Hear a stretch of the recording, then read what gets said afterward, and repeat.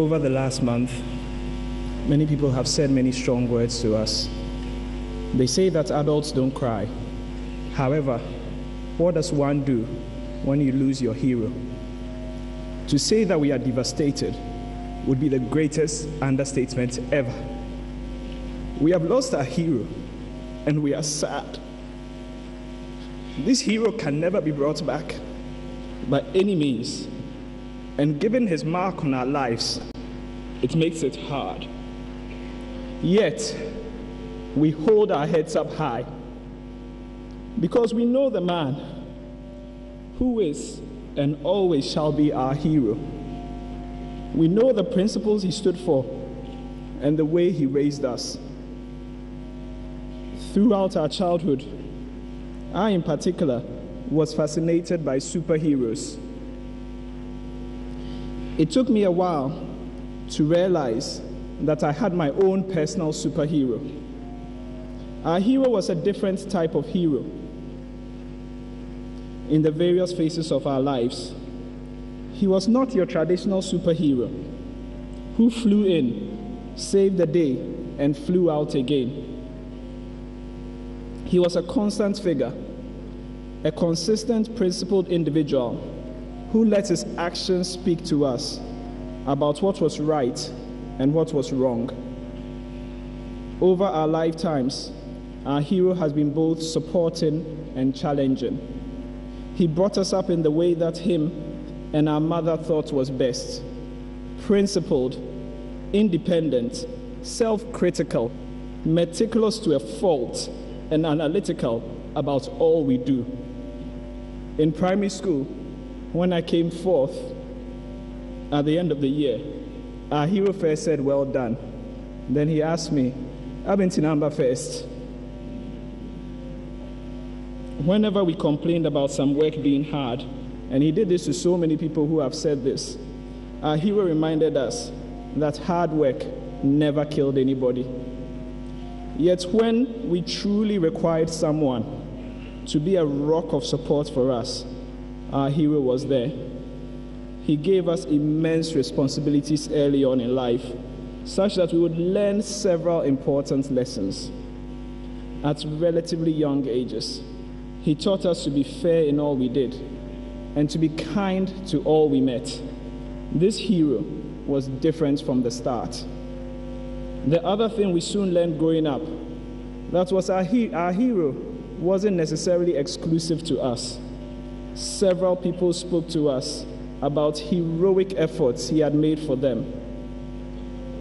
From the various people he taught to the numerous people he helped whilst he was in the Ministry of Finance, to those he met later on in life and clearly left a mark on.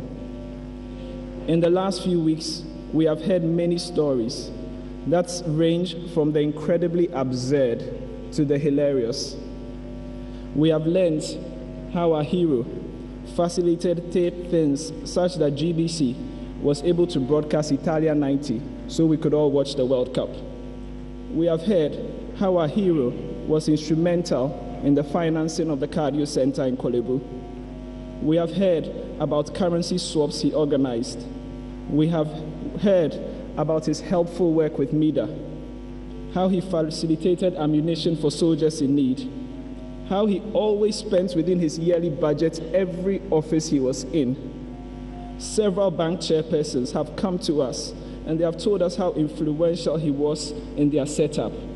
We have learned even about when a friend needed him, he did some spy work for the friend. Above all, we have heard numerous stories about his incorruptible nature and how he did so much for so many individuals and businesses without asking for a pesewa. The mark of our hero, the man, was that he hardly ever talked about some of these achievements to us, his family. His nature meant that he never boasted about these achievements. Like a true superhero, he was disguised to even those of us who knew him best. Our hero was a hero to all, and he was hidden in plain sight of all of us. We know our hero has gone to a better place. However, it does not take away from the fact that we have lost our hero. Though we have lost our hero, his legacy remains in those of us whom he raised and trained to be principled, to be meticulous, to be diligent, and to be independent-minded in all we do.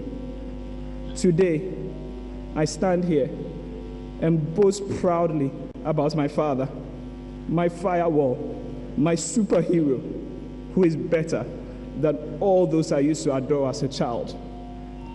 All those who have had significant interaction with our hero understand that today we pay tribute to one of the greatest heroes of them all, the greatest daddy ever. Rest in peace, Daddy. Rest in peace.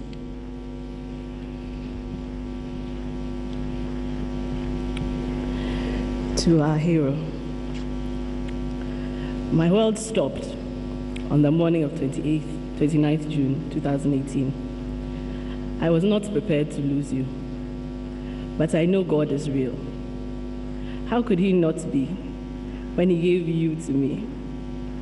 And how can I not understand that he has called you to a better place? So I give thanks because I'm honored to have known you. You were a man of principles and exceptionally high standards. You stood for honor, integrity, humility, service to others, and compassion. Your actions spoke to us daily about right and wrong. You were an exceptional father. There was a duality to you that worked perfectly for us. You pushed us to do better and delivered harsh truths in your pragmatic way. You were also very supportive and nurturing. In my lowest moments, when I beat myself up for falling short of the standards I had set for myself, you were the epitome of care and concern. You provided everything, from pep talks to boost morale, to a listening ear, to ice cream or chocolate, to advice and guidance.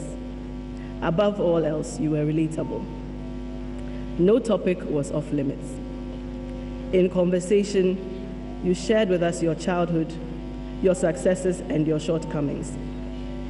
You often found the trappings of power bothersome, as they interfered with your ability to run errands with your grandchildren unnoticed.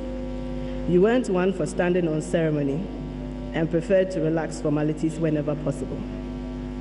You were a planner, and you encouraged us all to plan with you well into the future.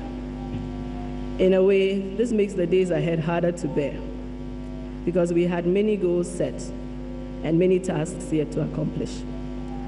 We will execute as many of these as we can. While I will miss these defining traits, more than anything else, I will miss the everyday things that were so characteristic of you. I will miss answering your brief and to-the-point phone calls and hearing the words, "Ache, quick one," and your unannounced trips to our home on Saturday mornings because you had missed your grandson, Kwamena, even when you had spent the afternoon with him the day before. I will also miss watching the closeness and tenderness that you and Ma shared and poking fun at how conjoined you were. In keeping with your practice of brevity, I'll end here with the words of St. Paul, which you used so many times. May God our Father give you peace and grace. Nyame mfa okransi.